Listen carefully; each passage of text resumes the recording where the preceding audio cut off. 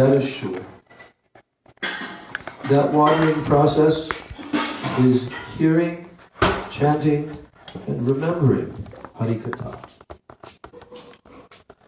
Param Pujapad Srila Swami Maharaj has planted many seeds of bhakti. Some seeds are sprouting, some are growing, and some have leaves, 2 leaves, 4 leaves, 6 leaves, and more. But there are also many seeds that are drying up. Many devotees have lost their strength and their faith. Some sannyasis are leaving sannyas. And many sincere devotees are feeling disconnected and disheartened. These creepers, which Srila Swami Maharaj has planted, need water to be sprinkled upon them. One Vaishnava can never be exactly the same as another. All details of expression cannot be identically the same. There must be some difference. Sri Nityananda Prabhu and Sri Chaitanya Mahaprabhu are not exactly the same.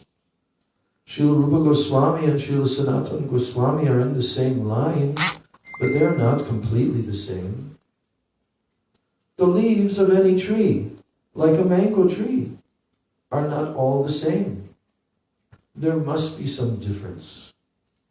So, we are in the family of Sri Chaitanya Mahaprabhu, and therefore we are included in the same tree. It cannot be said that there is any real difference between us, since we are in the same bona fide disciplic tree. I was never interested in collecting many followers, and I didn't want to initiate many disciples. For a long time, I had been active as a Siksha Guru for the devotees in the Gaudiya Vedanta Samiti. Similarly, I want to offer Siksha to anyone who is interested. Now, I have accepted Western Diksha disciples, but my original intention was to help everyone become strong by Siksha.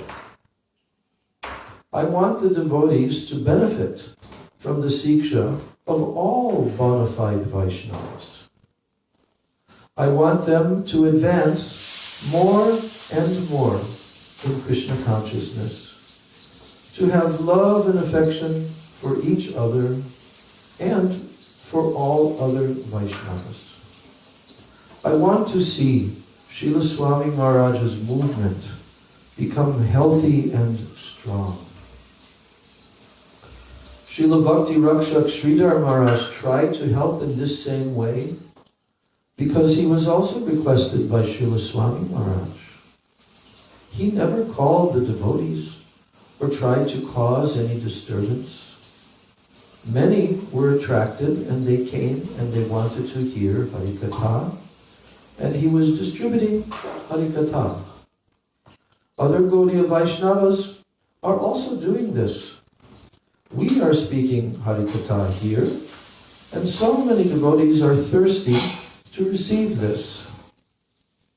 The concept and siddhanta of Siksha Guru and Guru Tattva is not yet widely understood and accepted. If you need a chair, Lali Prabhu, we can bring a chair. Do you need a chair, or you want to sit on the floor? I want to sit. Okay.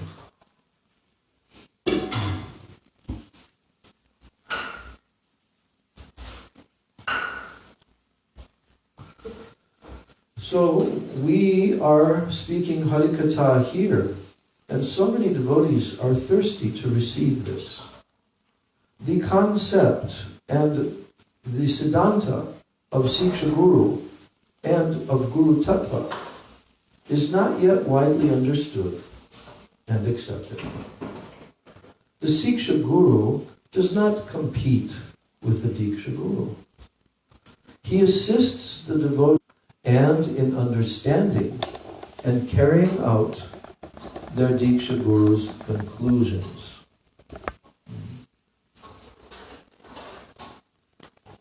I'll read that again. The Siksha Guru does not compete with the Diksha Guru. He assists the devotees in strengthening their relationship with their Diksha Guru and in understanding and carrying out their Diksha Guru's conclusions. I am bound to serve Srila Bhaktivedanta Swami Maharaj in these ways, because he is not only my Siksha Guru, he is also my bosom friend. Srila Swami Maharaj's order to me was that I help his devotees. If I am obeying him, then I may be disobeying others. In any case, even if the whole world is on one side opposing me, I will be on the other side, trying to obey him. I only want to teach what is pure bhakti in the line of Srila Rupa Goswami and all our acharyas, down to Srila Bhaktivedanta Swami Maharaj. I want to be welcome in his temples where he performed his pastimes. I want to take his foot dust to pay my respects, and especially worship at his place of samadhi, which was performed with my own hands. I have an open heart and open arms. My door is always open to anyone. My intention is to help everyone who comes to me to establish a beautiful temple in their heart where Sri Radha and Krishna can be served. I am praying at the lotus feet of my Diksha Gurudev and at the lotus feet of my Siksha Guru and Priya Bandhu, Srila Bhaktivedanta Swami Maharaj. May they bestow their mercy on all of you and also on me. If after first giving mercy to all of you, there is some left, then may they give it to me as well.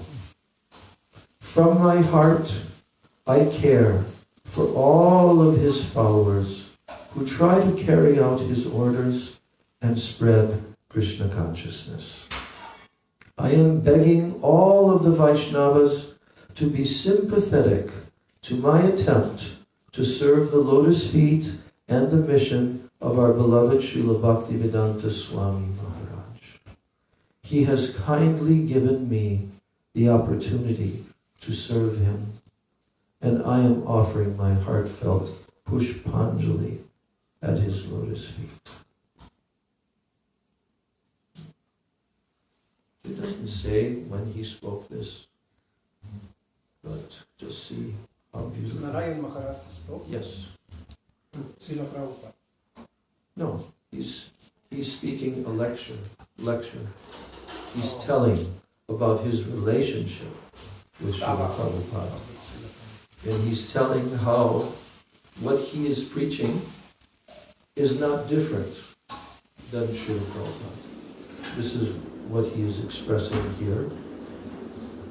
So, what do you think? So, Hands it on the head. He said it as it is. It's just clarifies everything.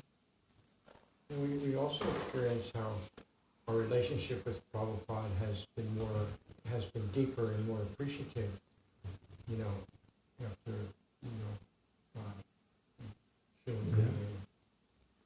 Yeah, this is direct experience of us Prabhupada disciples or as his Diksha disciples, but then having a Siksha Guru who is so intimate and dear to our Diksha Guru. He himself has proven it of Srila Gurudev's in this book for the last 4 days or so. We've had 4 classes we can easily see that his relationship with our Prabhupada is way beyond ours. Is that not obvious? Even from an external point of view, right? I mean, and Gurudev would often say this. He would say, actually, I first met Srila Bhaktivedanta Swami Maharaj end of 1946 or early 47. I think most of you were not born at that time. Remember? How Gurudev would say that. There's also a letter where Srila Prabhupada writes to Gurudev saying that our relationship is spontaneous. Well, we read that letter. Yes, yes. Was it yesterday or the day before? The day before. Yeah, that little paragraph. Yeah. Very intimate statement Prabhupada made about him. This has been a very wonderful experience to read in such a group as we are, who have all these different relationships and sambandha. But it's very clear that, I mean, I want to tell you one thing.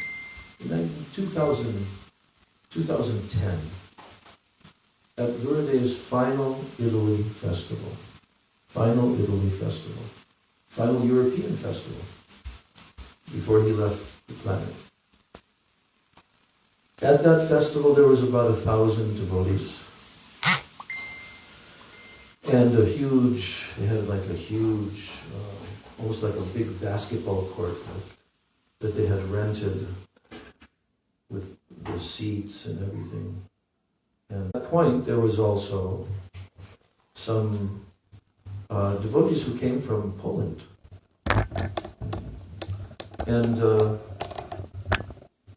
Gurudev had initiated the previous year, I think it was, he had initiated a small number of Polish devotees who had come to see him and meet him. They were coming from ISKCON. They had been connected with ISKCON for many years. And so that same small little group of devotees, 3-4 devotees, they were also, during that year that went by, they were also preaching Gurudev's mission. And they had many contacts in ISKCON, so there was a large number of Polish devotees who had come at that festival as a result of the other Polish devotees. And there was, I would estimate, around 30 or 40 of them. And this is the first time that they're coming and they're meeting Srila Gurudev. Right? So a couple of days into that week-long festival, there was a couple of these devotees approached me and they asked me, we have some questions. There's a lot of us who are coming and some devotees are coming from ISKCON. There was even one temple president, he was the one who was translating when I was speaking into Polish language. So they asked if they could sit with me, and ask questions. So I said, sure, of course. So we did it, like in the late morning after the breakfast prasadam. There was this whole area where they had picnic tables and seats and everything. So I sat there and devotees sat around the table and many, many more. And they brought a video camera and then they began to ask the questions. And that was put up on YouTube. It's still there now. It's been divided into 10-minute segments. But this went on for, I'm pretty sure it went on for 3 whole days. And each session was like 2 hours long. Now, the very first question that they asked me, and this is why I'm bringing this up. They asked the question because in ISKCON, just prior to this festival, during that final summer, 2010, some ISKCON leaders had put out a document. And I actually saw that document. at some point I read the whole document. Persons like Bhakticharo Swami and others who were with Prabhupada in his final days there in Vrindavan. And their objective was to write this paper and try to utilize any kind of information that they claim to have or testimonials that they claim to have to try to, what's the word? Bring doubt. Yeah, bring doubt about how Gurudev was always representing his relationship with Srila Prabhupada as being very intimate. In other words, they're trying to say that that's not true. He did not have an intimate relationship with Prabhupada. Imagine this, you see. And then they even tried to say that in actuality, it wasn't Prabhupada who requested him to do his final samadhi. They tried to assert that, you know. And then they even tried to assert that actually it wasn't Narayan Maharaj who was doing the samadhi. It was Tamal Krishna Maharaj and this other, whoever the other person was, Tamal Krishna. And Narayan Maharaj was assisting like a priest. So for us who know the facts, that makes our blood boil, as Gurudev himself told on another occasion. He said, that makes my blood boil when I hear this. So that was their first question to me in this session.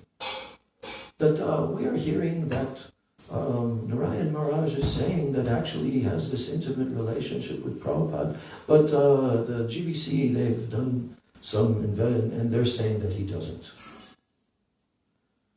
So that was the first question.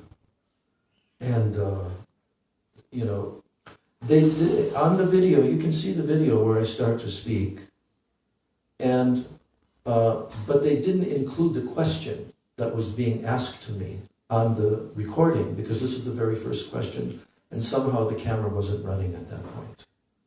But at any rate, as soon as I started giving the answer, then the recording was taking place. And the first thing that I said,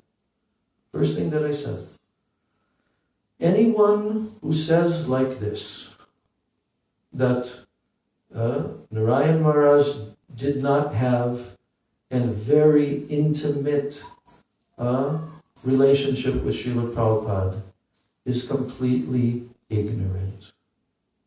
And what the devotee did was, on the video, he superimposed, I mentioned, I said there are books, you can read these books, and he flashed the book across the screen, you know, as I was saying that, and it was this very book, My Siksha Guru and Priya Bandhu.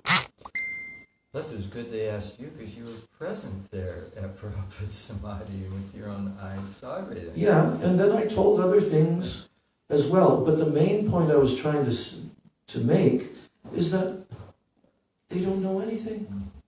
They're ignorant, or else they're very deceitful and dishonest persons. That's, you know. Unfortunately. So anyone that would read what we just heard the last few days would clearly understand that Srila Prabhupada had the deepest love and affection for Srila Narayan Maharaj, and he had the same for him. There's a whole long history of him serving Prabhupada, associating with him intimately as bosom friends. And for them to try to make such a bogus accusation, and he has this relationship with all. He said it right here. From my heart, I care for all of his followers who try to carry out his orders and spread Krishna consciousness. I am begging all of the Vaishnavas to be sympathetic to my attempt to serve the lotus feet and the mission of our beloved Srila Bhaktivedanta Swami Maharaj. He has kindly given me the opportunity to serve him, and I am offering my heartfelt Pushpanjali at his lotus feet. So we are very fortunate, all of us, that we came under his shelter in this body. We came under Prabhupada's shelter and Srila Gurudev's shelter, and we know the truth, and we try to do some service. Shishi Guru Gauranga Gandhavika Giridhari Shishi Radha Govinda Ji.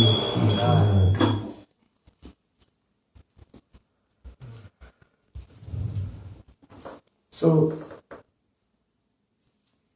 Srila Swami Maharaj's order to me was that I help his devotees. That is verified. There were actually 2 conversations. Did you know that? At the last couple of Yeah. weeks.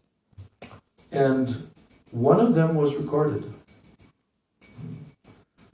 That one, I don't know, we saw that recording recently, the transcription of the recording. They were speaking together in Bengali or Hindi. But what Gurudev accomplished, you know, it's on an epic scale, just like what Srila Prabhupada accomplished. And a lot of the ISKCON devotees, they will not like to admit that fact. Right? How could anybody dare to say? And of course, by external judging the number of manifestations of temples and so forth, no one can compare with what Prabhupada has done. But what is our scale of measurement for what Gurudev accomplished to fulfill Srila Prabhupada's desire to his last breath? To his last breath. And Gurudev had promised that to Srila Prabhupada, as Prabhupada was requesting him to help all of his disciples and followers, right? That was Prabhupada's request. And Gurudev responded by saying, I will do that whenever they come to me, to my last breath. And he did that, exactly. It was a very wonderful thing to watch. We got to watch, you know, the whole mission of Gurudev unfold and spread all over the world, but in a different way. It was a different time. But as he said here about the temple in the heart, right? You know, where is that?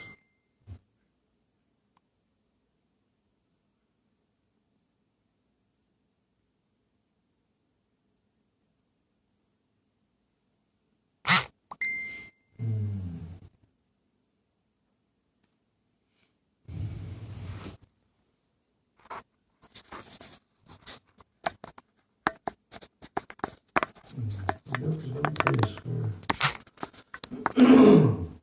he was talking about temples of the heart, because I was remembering.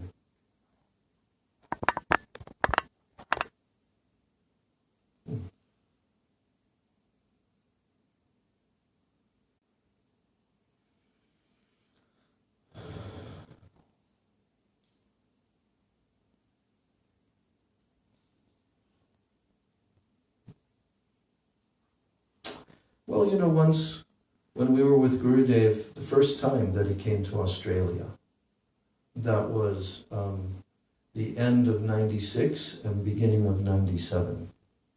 He was there for about 3 weeks.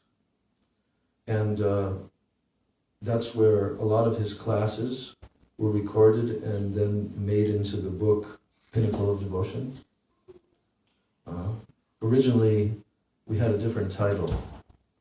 It was Nectar Sprinkles on Australia. We produced it while Gurudev was actually there.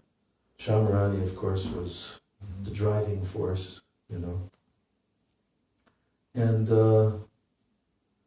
but there was one devotee who invited Gurudev to go to this one property that he owned on the outskirts of Murwilamba, which is it's a small town. And this devotee was a disciple of Srila Gaura Govinda Maharaj. So he owned a property, and he came to Gurudev, and he was actually telling Gurudev that he wanted to donate. He had started building a temple. He had actually started the whole construction, quite big. It was using logs and everything, 2 stories, like this. And he had a small little house next to that, on the same property that he was constructing. So he told Srila Gurudev that he would like to donate this. So Gurudev came there, and we all came one morning. And we were climbing up on the 2nd floor, but there were no walls, there was a roof, and So then he told to Srila Gurudev that he would like to donate this, and he was just asking that if Gurudev would accept it, if he can complete the building of the temple with his own men and money. So it wasn't exactly a donation. But that was the time when Srila Gurudev, after looking at it, then we all came inside of this small little house. And Srila Gurudev gave a short speech, talk, and he said, I have not come to the West to build temples. He said, I have come to build temples in everyone's heart. We've heard Gurudev say this more than once. I've come to build temples in everyone's heart. So in actuality, this is the mission of our acharyas. There's also a lecture, which was in our Rays of the Harmonist magazine, you may remember, by Srila Bhaktisiddhanta Saraswati Thakur, either a lecture or an essay that he wrote. And it's called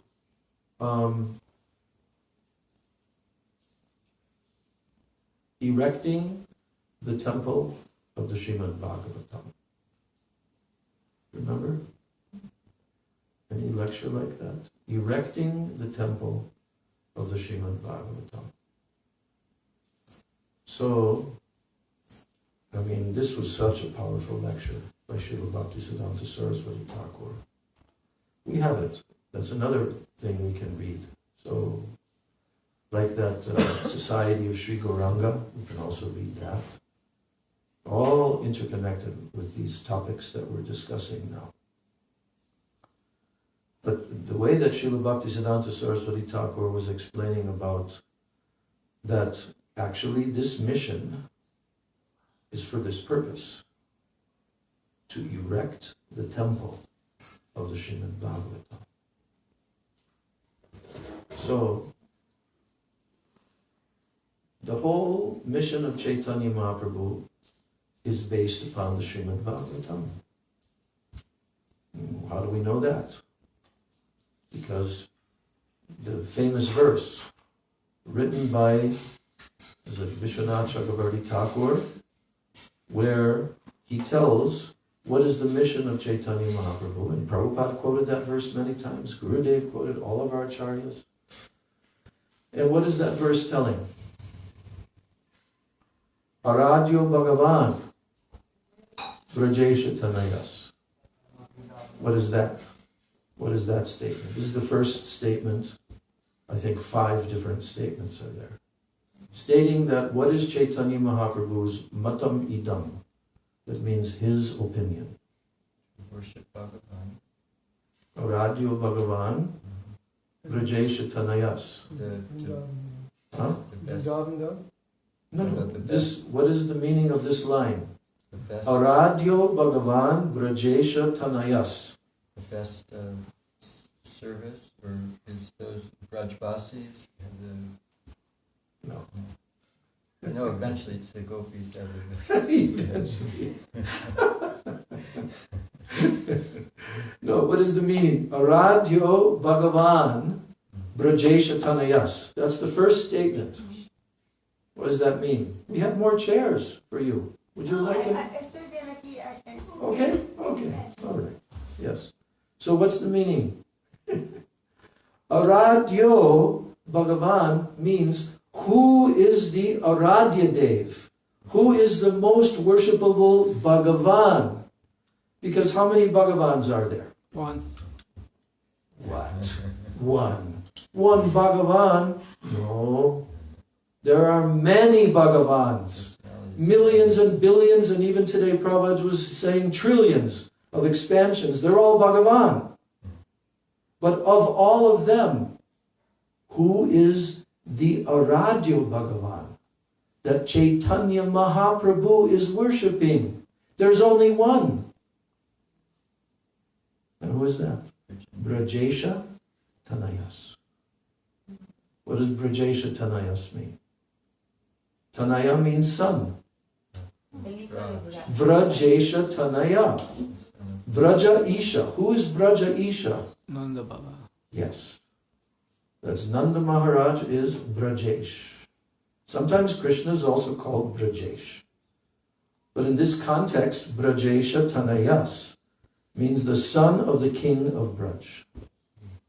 So that's the first statement, that this person is the only Aradhya Dev of Chaitanya Mahaprabhu. No one else. Why? Because who is Chaitanya Mahaprabhu? Huh? Bhagavan himself. In the mood of Radha. Yes, he's Radharani. And Radharani has only one Aradhya Dev. So Mahaprabhu would only worship that. When Mahaprabhu took darshan of Jagannath, what was he seeing? Who was he seeing on the altar? Was he seeing the same form that we see? No, he was seeing directly Brajendra Tanayas, Brajesha Tanayas. He was seeing that Krishna because he's Radharani. And therefore, he was also using the pillar of the Garuda Stamba to block the view of who. And that's why Mahaprabhu, it was very, very difficult for Swarup Damodar Goswami to pull Mahaprabhu away. And he would be in the mood of Radharani, who is thinking that at every single moment she's seeing this person she's never seen before. Every day of the eternal Nitya Leela, she sees Krishna and she thinks, who is this boy? I've never seen this beautiful boy before. So this is Mahaprabhu. This is Mahaprabhu's Matam Idam, being given by Vishwanath Chakravarti Thakur. So what's the next thing? Tadhama Vrindavanam. His dham, where he is eternally residing, he never leaves, is Vrindavan. Tadhama Vrindavanam. There is no other dham. For Mahaprabhu, only Vrindavan. Then what's the next line? That's relating to what you were saying. Worship, devotional service invented by the group. Something like that. Ramya Kachit Upasana. Upasana means worship. Right? So, Ramya Kachit Upasana. The worship that was performed of all different worshippers and methods of worship, of all. Ramya Kachit Upasana Vraja Vadhu Vargena Yakalpita. That method in which the gopis, the Brajavadhus, worshipped that son of the king of Braja in Vrindavan is the topmost. Topmost. No one can compare. This is the opinion of Chaitanya Mahaprabhu. Then comes the third point. Srimad Bhagavatam Pramanam Amalam. How do we know everything? Because the spotless Srimad Bhagavatam, which is the spotless evidence to prove everything. Srimad Bhagavatam Pramanam Amalam. Mahaprabhu himself, he presented Srimad Bhagavatam in all of his conversations. He directly quoted from Bhagavatam. So his mission is Srimad Bhagavatam. What did Srila Prabhupada write in his introduction to the entire Srimad Bhagavatam? His introduction. There's a whole section there. All right? After he gives his initial introduction, then he says, the greatest preacher of Srimad Bhagavatam, something like that, Sri Chaitanya Mahaprabhu. The greatest preacher of Srimad Bhagavatam. And then he writes that whole section there. So Srimad Bhagavatam Pramana Mamalam. And finally, the fifth point that's made. This is the opinion of Mahaprabhu, care for no other opinion. No, that's the next line. There's one more that is his opinion. Prema Pumarto Mahan. Prema Pumarto Mahan. Yes. So, Prem is the great, the Mahan Pumarta, highest attainment of the living entity. Prem Pumarto Mahan. Because the Chaturvarga of the Vedas is giving Dharma, Artha, Kam, and Moksha. And most persons who follow Vedas, Vedic civilization, they are ascribing to that. But Chaitanya Mahaprabhu came to announce, to broadcast that no, that is not the final attainment of the living entity. It is praying. So then the last line, after stating these 5 facts, Sri Chaitanya Mahaprabhu matam idam tatradaro naparaha. Tatra adara. He has no adar. He has no consideration of any other than these, what has been stated here. Na paraha. There is no other. Sri Chaitanya Mahaprabhu matam idam. His matam, his opinion. Tatradaro na paraha. There is no other opinion that he holds to be true other than what is stated here in this verse. So, the Srimad Bhagavatam is the mission of Chaitanya Mahaprabhu. And all the writings of the Goswamis, as they were personally instructed by Mahaprabhu, Sanatan Rupa Goswami, all of what they manifested in this world, all of those books that they manifested, they are all expansions of the Srimad Bhagavatam. All the commentaries on the Srimad Bhagavatam by our acharyas that reveal, especially the 10th canto commentaries, that's the mission of Mahaprabhu. So what Srila Gurudev, Srila Bhaktivedanta Narayan here, it's exactly what Gurudev was telling. Exactly what Gurudev was also telling. But Srila Gurudev, being a Rasika Vaishnava in Vrajrasbhav, he was the competent person chosen by Krishna to reveal to all the devotees everywhere what is the true essence, what is the main, siddhanta that is being given in the Srimad Bhagavatam. And that's why right here in Badger, he spoke what later became known as Secret Truths of the Bhagavatam, the book, right? Secret Truths of the Bhagavatam. And that was the speciality of Gurudev's preaching mission. Of course, he also lectured on many, many other topics, but always more or less related to Srimad Bhagavatam and also Chaitanya Charitamrita. And mainly, he was preaching in that way. So, Gurudev always used to say, how, just like he's saying here, that Param Pujapad Srila Swami Maharaj has planted many seeds of bhakti. Some seeds are sprouting, some are growing, some have leaves, 2 leaves, 4 leaves, 6 leaves, and more. But there are also many seeds that are drying up. Many devotees have lost their strength and their faith. Some sannyasis are leaving sannyas, and many sincere devotees is the main principle of such a compassionate Vaishnava personality, wanting to come and help.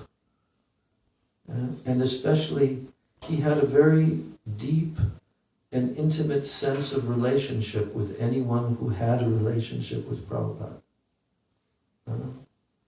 I remember we were with Gurudev on a morning walk in the Bay Area.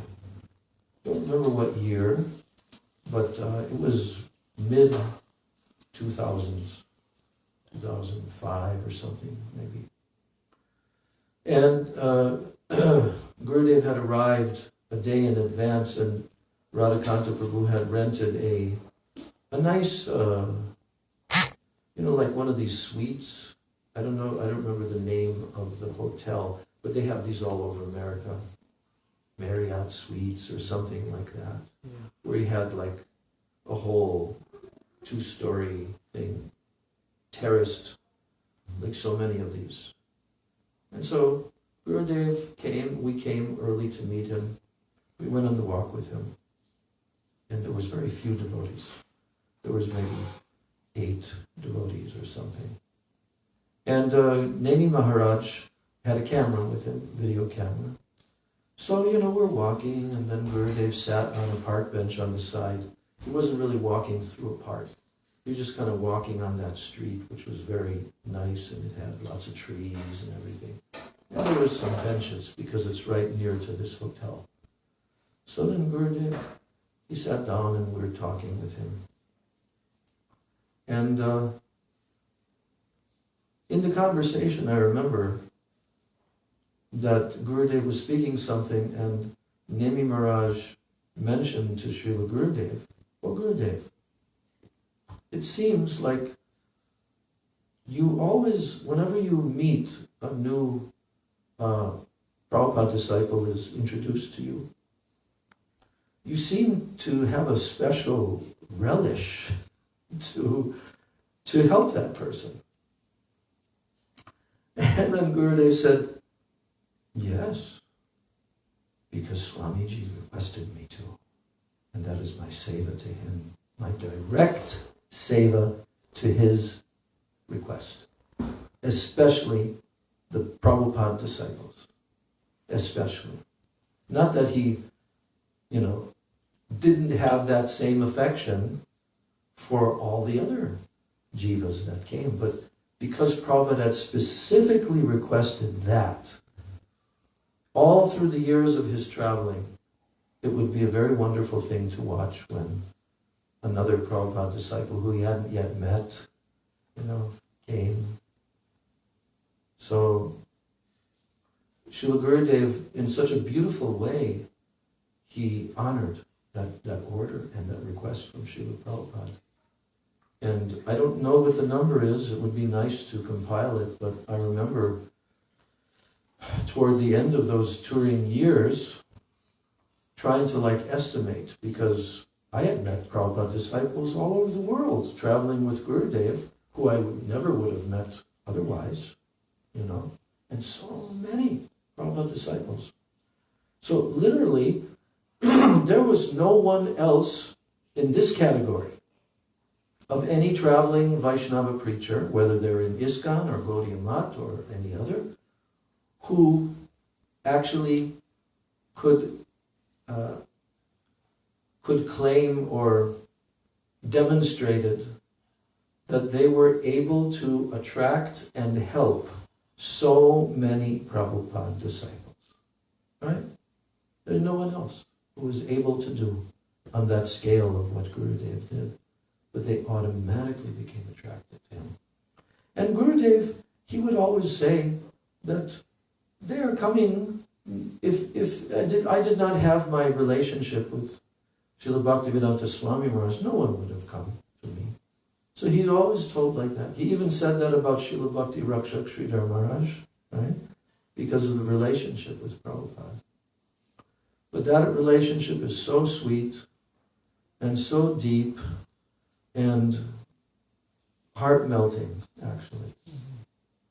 So we've come to the end of this class, but I'm going to continue tomorrow, and we've completed this book, but there's a whole other book. You know what the title of that book is? No, but that's also a good suggestion. Very good, yeah. I'm just reading it right No, now. now we're adding to our list. Their lasting relation. Yes, their lasting relation. I just downloaded it from the Pure Bhakti site. It's not on the app. This is on the app. So that also has some beautiful memories and statements from Srila Gurudev, which are different from what's included in this book. So we can keep the conversation going on these topics for quite a while. But ultimately, you know, we honor these personalities. And the whole world is actually, even Gurudev told us, he said, back when the Jaiva Dharma came, for the first time in English, it was the year 2000. And we were there in the Mathura temple, and Gurudev had an evening program where they brought the first printed copy, so he had a stack of the Jaiva Dharmas, and he had signed each one of these books personally, and he wanted to give them to the devotees who had assisted, you know, in that great project of editing and doing everything, right? So, so anyway, Gurudev was giving these out, and he was in a very, very happy mood, actually. He was so happy when this came in English language. And he said, this version of Jaiva Dharma in the future, it will be considered the authoritative version, and all will accept. So many are reading.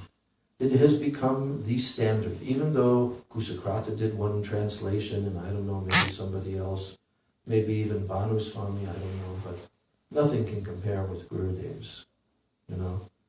And so Gurudev was actually predicting that in the future, they will all accept. So these books, like what we were reading these last few days, are the documents. These are the evidence. And any person who wants to know, really, you know, about what was the relationship between Prabhupada and Srila Narayan Maharaj and all of it, everything's here. You know? So Gaur Premanande, Srila A.C. Bhaktivedanta Swami, Srila Prabhupada Ki Jai, Srila Bhaktivedanta Narayan Goswami Maharaj Ki Jai, Jai Shri Rupa Nuga Guru Varga Ki Jai, Gaur Premanande, Hari Hari Bol, Vancha Kalpatarubhascha, Kripa Sindhu Devacha, Patitanam Pavanebhyo Vaishnavebhyo Namo.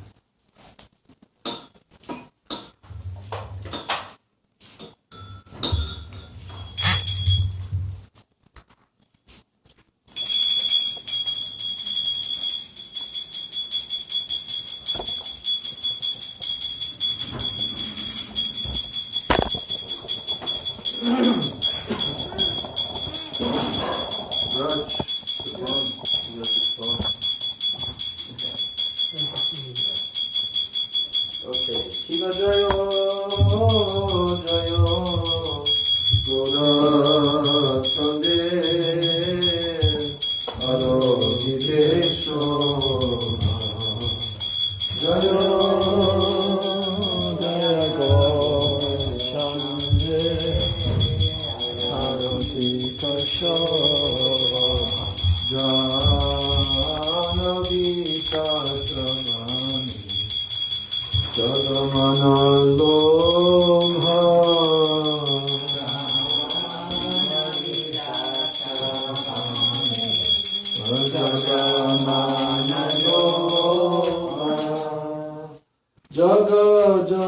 Jaya